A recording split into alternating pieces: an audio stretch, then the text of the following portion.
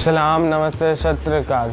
मैं मोहम्मद शादमान, आप देख रहे हैं ग्राफिक अनस्क्रिप्टेड। दोस्तों, मैं बता दूं कि हिजबुल्लाह ने 3 बार रॉकेट छोड़े हैं, वो भी इजराइल के 3 अलग जगहों पर। इजराइल का डिफेंस सिस्टम फेल हुए हैं और हिजबुल्लाह की बहुत सारी रॉकेटें इजराइल में गिरी है और जहां पर गिरी है वहां बहुत ज़्यादा तबाही के मंजर है। इजराइल के ऊपर हिजबुल्लाह का इस महीने का सबसे बड़ा हमला माना जा रहा है।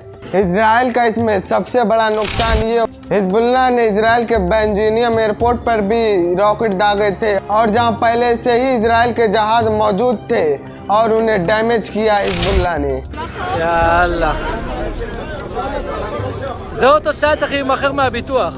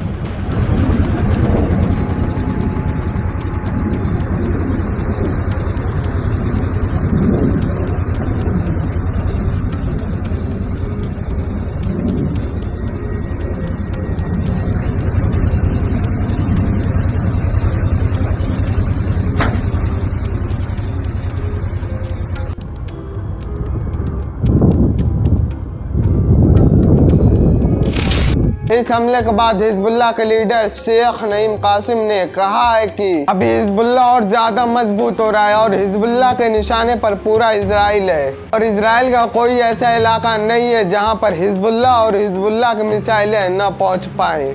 और उन्होंने कहा है कि हम 2006 से ही तैयारी कर रहे हैं फिलिस्तीन को आज़ाद कराने की और जो इस वक्त हमारे शहीद मारे गए हैं उन्हें पूरी दुनिया याद रखेगी।